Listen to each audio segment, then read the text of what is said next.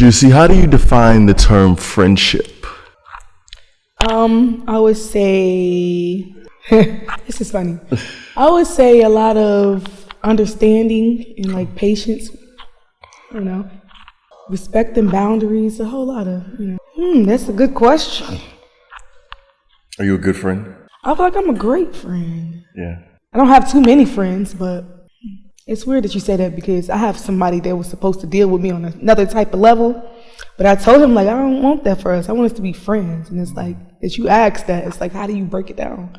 It's like, I don't know, just be like, someone you deal with it, like, I don't know. Dang, that's crazy. You wanted to be platonic friends first before dealing with them romantically? Yeah, we tried the romantic thing, and it was just like, I don't want that. You seem like more of a, I don't look at you in that certain type of way. So sure. It's like, you seem like the homie. You seem like, I don't know. What gave you those vibes? Just when turned on. Sure. In no way. You didn't feel the passion?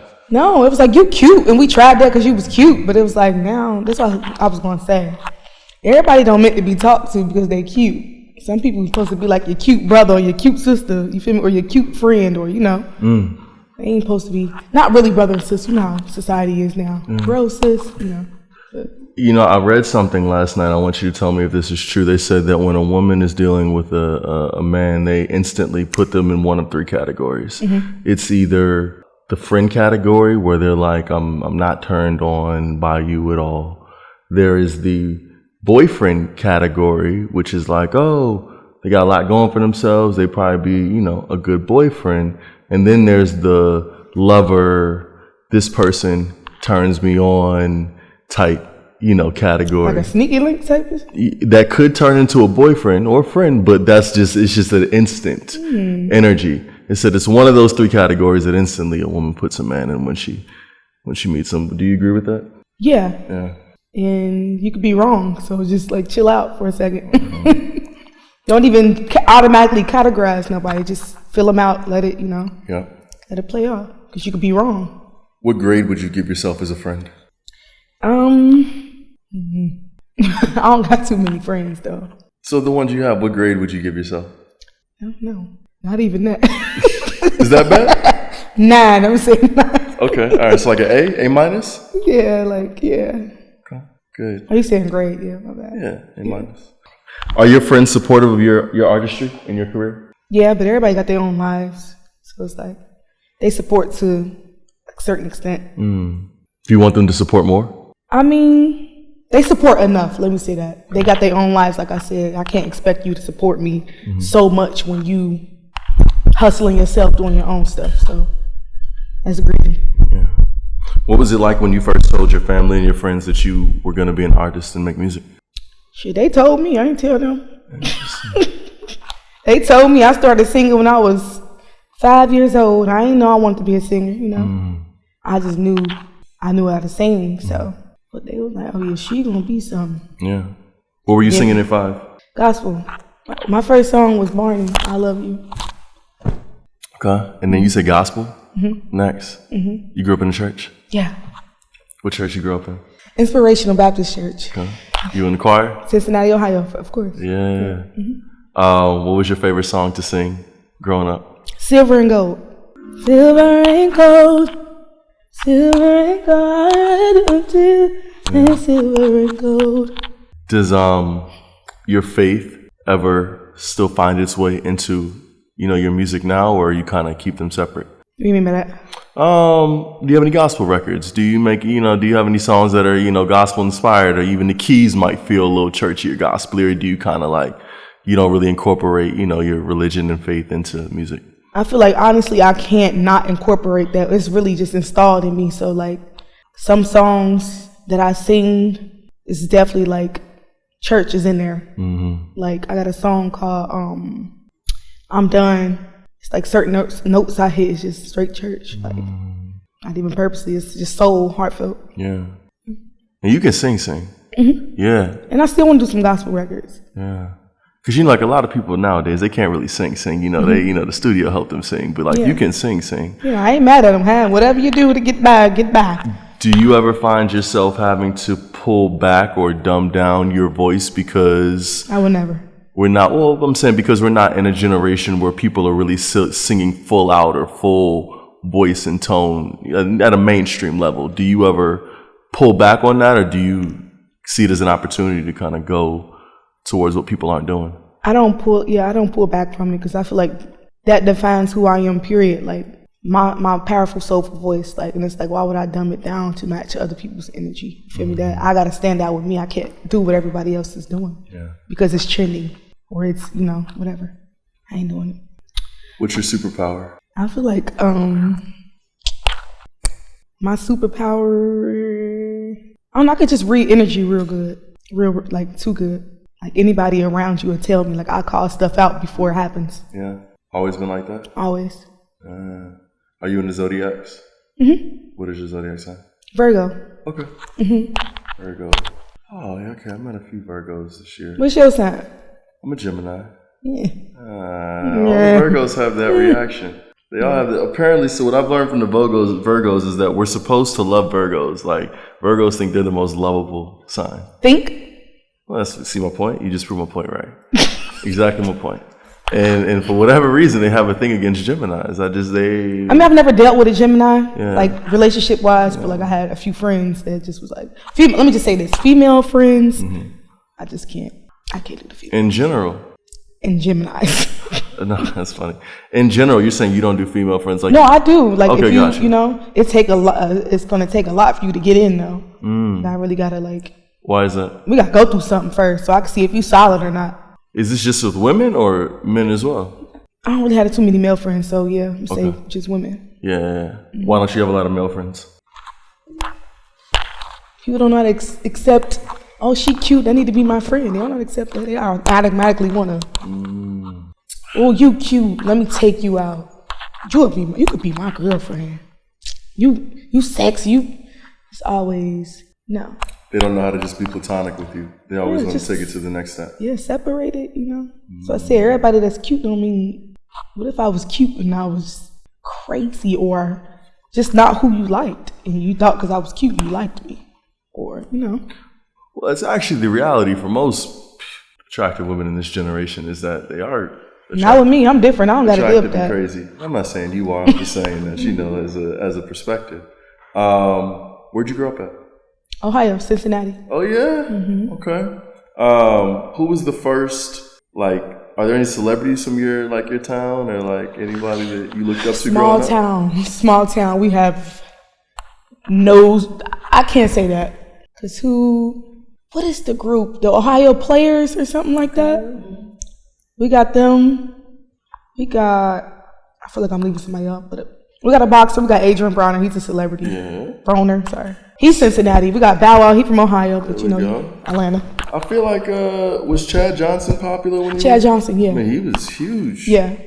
He from Cincinnati. That's what I'm saying. Yeah, growing up. Okay, cool. Is this? I see the orange. Is this the Bengals colors? Yeah, for sure. Are you a Bengals fan? For sure. Big sports fan? Win or lose, yeah. Are you I'm not a big sports fan, but I'm just support my team. Just the Bengals. My hometown. What brought you to Atlanta? I went viral a while back. Okay. And not taking away from my city, but it wasn't too many opportunities down there to further my career. So when I went viral, it was just like, let's go ahead and move. I had a lot of people was like sharing me and like reaching out to me, like a Tiny or Jazzy Faye, a lot of people that live here.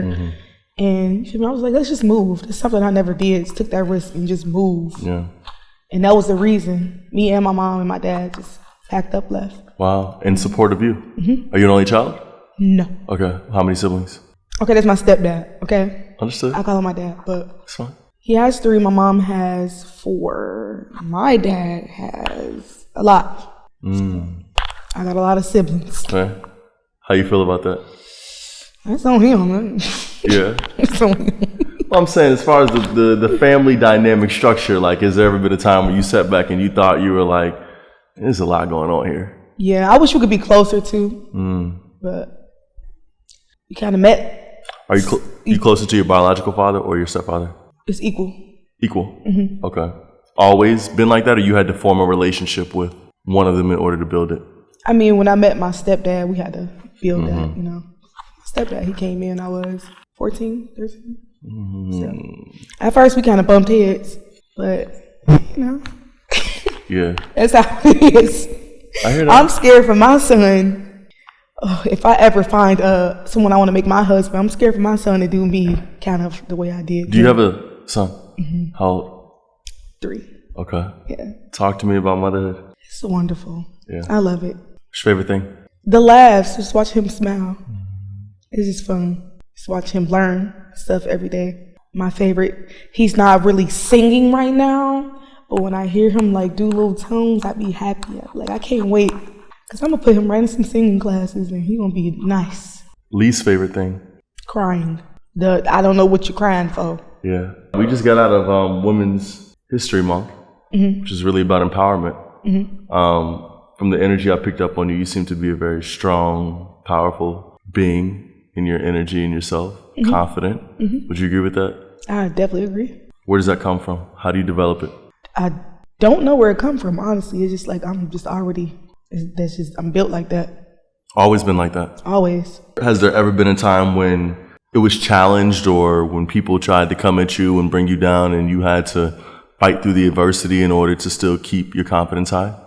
I can't think of, no. Wow. That's special, because, you know, a lot of people don't have that sense of identity where they know themselves enough to be able to be confident through outside and inside, you know, adversity. So the fact that you don't really deal with that, that's a very special trait.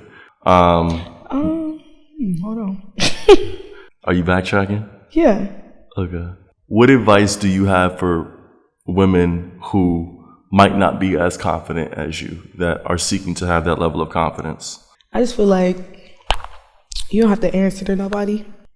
Here, we don't have to answer to no one. So it's like, I'm not here to please you. That's just how I feel. Okay. I'm not here to please you, even if you don't like me. Everybody is not meant to be liked. Sure. Everybody is not meant to look the way you want them to look, you know, whatever. But it's just like, I don't know, love you. But like, I don't know. It ain't easy to really promote self-love, that easy for people who feel not confident within themselves. You said self-love? Yeah. It's an interesting term. You know, it was about 6-7 months ago. I just had like a moment with myself. I was like, you know, I never was actually taught the definition of self-love. Like, there's never a point when somebody like sits you down and you're like, this is what self-love is. I eventually came to learn it for myself, what it meant, but what does self-love mean to you? Like I said, I've always felt like I had self-love growing up, because I never really cared too much about what people thought or felt about me. But like it really started like kicking into it, like really standing on it, probably a few years ago. Okay. And self-love means to me just even being alone and being satisfied with being alone. You feel me? Just being tapped in and in tune to myself and not need nobody else, you feel me? Or worried about nobody else. Like, pleasing myself, like, you know. Yeah. Like, are you into mental health or, you know, all of that sort of thing like that? Nah, not really. What about the soft girl era? I feel like I've been seeing this lately now. How do you feel about the soft? Have you seen this, the soft life or the soft girl era? What is that? I mean, I feel like it's another way to say that women don't want to work, but it's basically them saying that women saying that they have been they've had to take on a lot of masculine traits their entire life. And now they're at a point where they don't want to do that anymore. They want to embrace more of their feminine side. And so they call that the soft girl era, the soft life. Okay, so me personally, I had this dude tell me I was too tough. Like, you too tough. Like, be soft. Like, my bad. You see how I'm sitting? I don't know. That's the tom girl in me. I mean, the tomboy in me. But he like, be soft. And like, I tried that. I tried to be more soft and, you know, let you do this, let you be submissive, all that one stuff. You let them be submissive? No, you know what I'm saying. Like, I tried to be submissive. I'm sorry. I'm messing with you. How'd that work out for you? Nah. I wasn't comfortable. Okay. And then, like, it didn't matter in the situation. How do you feel about the idea of submission? That's one. I feel like there's a few cuss words for women. Submission is one of them. They don't like hearing that word. How do you feel about it? I like it. Just don't. I like it to a certain extent. Okay. Like, not that. You got men that overdo it. Don't overdo it. Too controlling. Don't do it. Don't overdo it. Mm-mm. What are your thoughts on the whole, every time you get on Twitter, Instagram, Facebook, it's TikTok, it's like we're in the relationship wars era, right? I feel like, what I'm saying, you see nothing but men versus women, women versus men. You see this content online, right? What are your thoughts on this? Are you talking about like... Just like the wars where it's always like, oh, women being like, oh, this is the men's fault, and men being like, oh, it's the women's fault. It's they don't understand us, we don't understand them. What are your thoughts on all of that? It's sad, but I don't care that much about what neither side is saying. Get into your own situation and just be your own. Don't worry about the women grouping up and trying to attack them. They trying to attack them. We all trying to point fingers. Like, it's unnecessary. I agree. It's unhealthy. Yeah. It's very unproductive. You have people. Because at the end of the day, I feel like my personal opinion is that both groups are powerful in their own right when they are acting in their true identity. Let's switch topics and get into music a little bit. What can your fans expect from what you have coming out 2023 in this powerful year for you? What I'm going to say is they can expect for me to just take over this whole summer because it's over with. This summer belongs to me, Juiicy 2xs. Okay. And I'm just about to drop this hit. I feel like this is going to just going to take over. Can we get into it a little bit? The song that, people are going to see that you perform. Talk to us about the record and the inspiration for it. Okay, so I love to dance. And it's like, I was dealing with someone at the time, and it was like, I don't want to give no title on what we got going on. Because like I said, when you ain't for sure on what you for sure on, you don't really speak on it, you just let it be. So I just called him my little yeah. That's what you call him, yeah. Who is this? This your friend? This is my little yeah. That's how you need it out. So, and I feel like that tapped into like my singer and rappy that I do. So I want people to hear that part of me other than me just being a singer. Because I'm a tomboy first, but I'm also a singer. So. You did a great job finding that balance of both and the energy and people still being able to hear your voice, but then also feeling that energy, bars, the hip hop feel of it. You did a really good job meshing it. How did it come together?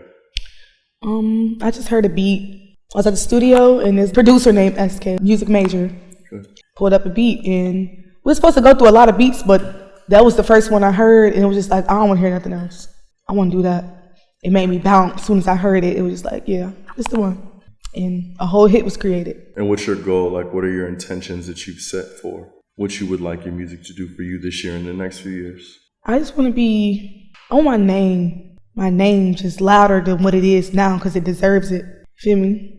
And I want people to feel my music and where I be coming from, because everything that I talk about and everything that I write, sing about is really me and what I go through or what I'm feeling. And it's like, I write my music, I don't know, I just want people to hear it. It's really like a documentary for me. My music is like a documentary for me. So I just want people to know who I am, know what I go through. That's very special.